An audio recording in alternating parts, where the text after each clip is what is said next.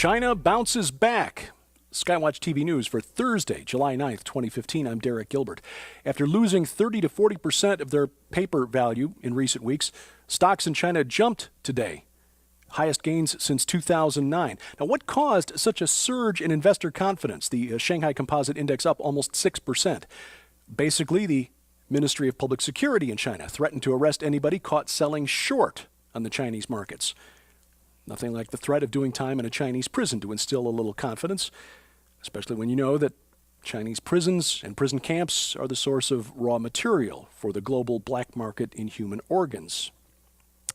Well, what led to the collapse in China in the first place? Stocks hit a 7-year high in June.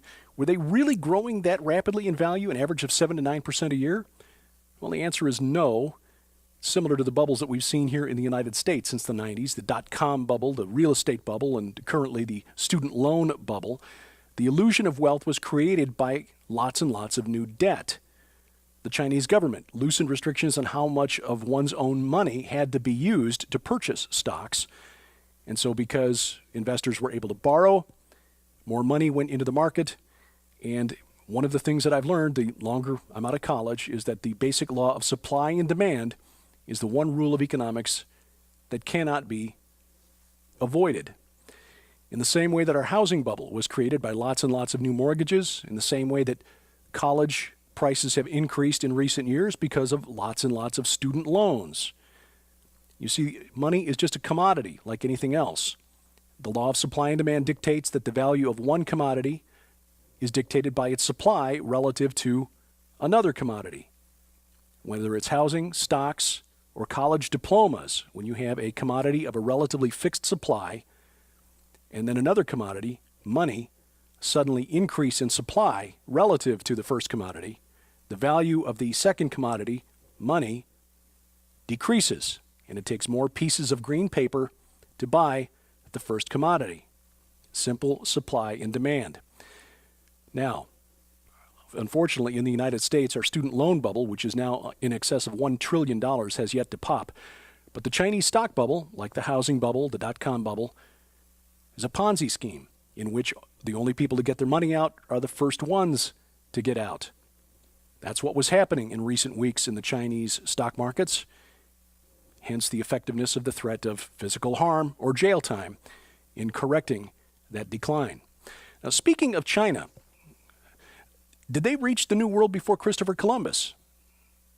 This is really not apropos of anything. I just think this is curious. There are several recent discoveries, archaeological discoveries, that indicate that they may have. Ancient script discovered at the Petroglyph National Monument in New Mexico is, according to one researcher, consistent with Chinese writing dating as far back as 1300 BC. In Alaska, bronze artifacts have been found from the period there before bronze working was known in that area, dating to about AD 600, and a sword, a small votive sword, about a foot long, found in Georgia, gives evidence of Chinese influence, possibly reaching as far as the Appalachians. It's possible that the Chinese reached the New World and influenced the Olmec culture, which then extended into North America. No conclusive evidence, or conclusions rather, for these ooparts or out-of-place artifacts, other than to conclude that history is probably very much different than what we were taught in school. And that includes, of course, biblical history and the existence of literal giants in the land in those days. Speaking of stocks and getting back to economics, stocks on the New York Exchange trading higher today, up about 0.5% after the collapse in China yesterday, and after the New York Stock Exchange itself went dark for several hours yesterday. Coincidentally, the international hacking group Anonymous sent out this cryptic tweet Tuesday evening. Did that have anything to do with the unexpected shutdown of the New York Stock Exchange yesterday? Don't know.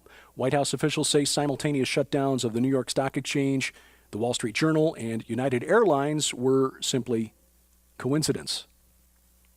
Now, the liberal website Salon felt led to mock conservative commentators, such as Lou Dobbs of Fox Business Network, so I guess we're in good company, for suggesting that there was more to all of this than just coincidence. But seeing as how I'm not one of those tinfoil hat-wearing coincidence theorists, I'll have to stick with my guess, my hunch, that there was something at work here. And by the way, the video clip that I showed yesterday of the real-time monitoring of cyber attacks and the apparent interest of Chinese hackers on something happening in St. Louis, I wasn't aware yesterday that Norse Corp, the company that provides that real-time cyber attack monitoring, is based in St. Louis. And so their electronic honeypots are, of course, going to record more attacks in the St. Louis area just because that's where they're located. The fact that Boeing is in St. Louis, has a major facility there, is just coincidence. In Israel, the Sanhedrin says it's going to put Pope Francis on trial. The reestablished and self-declared religious court says that the trial will take place on September 20th unless Pope Francis retracts statements that the Jews have no right to the land or Jerusalem. Now, the Sanhedrin has no legal or political standing, but it does include some of the most respected rabbis in modern Judaism. Their rulings are considered to have spiritual impact, if not legal. In May, Pope Francis visited Israel, and during his visit, he declared Palestinian Authority President Mahmoud Abbas an angel of peace. The Pope, meanwhile, in South America on a three-nation tour where he's calling for a new world order, not saying that in so many words, but he is calling for a world in which goods are shared by all, not just exploited by the rich.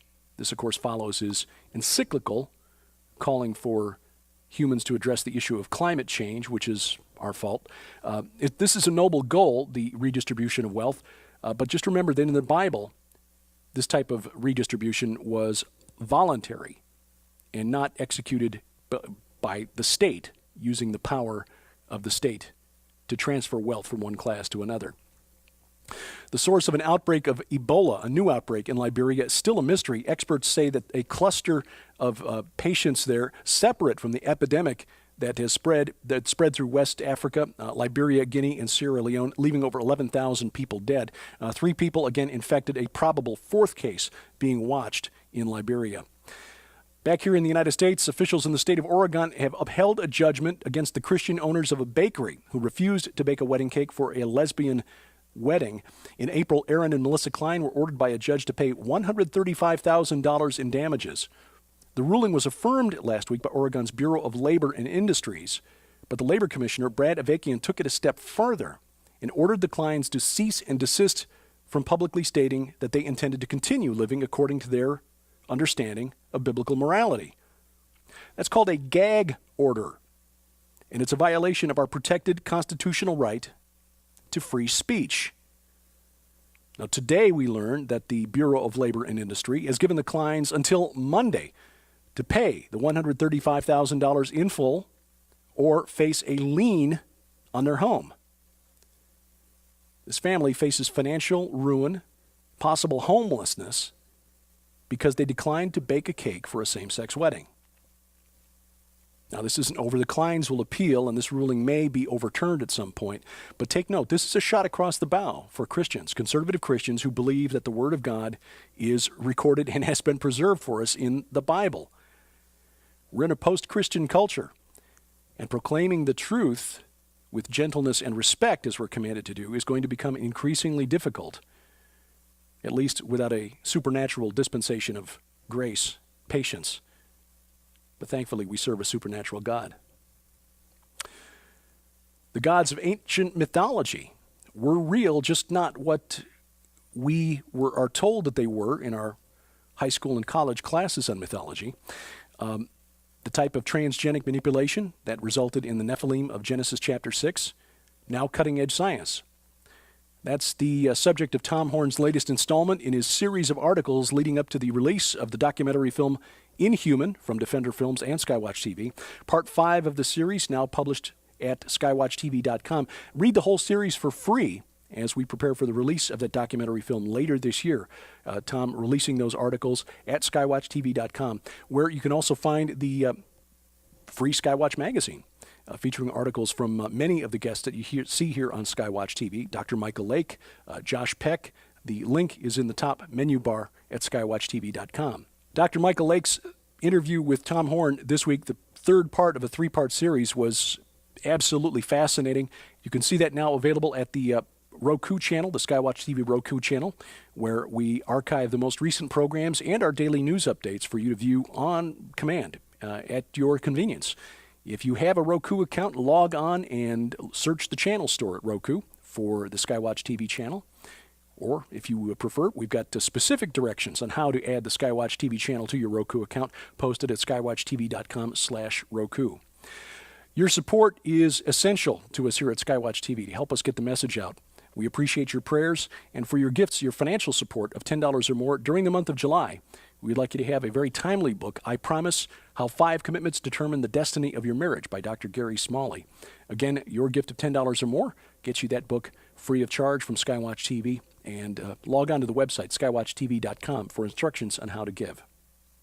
Send your comments, questions, and suggestions to me. I'm happy to get them, and I respond as quickly as I can. My email address, dgilbert@skywatchtv.com. Thanks for watching.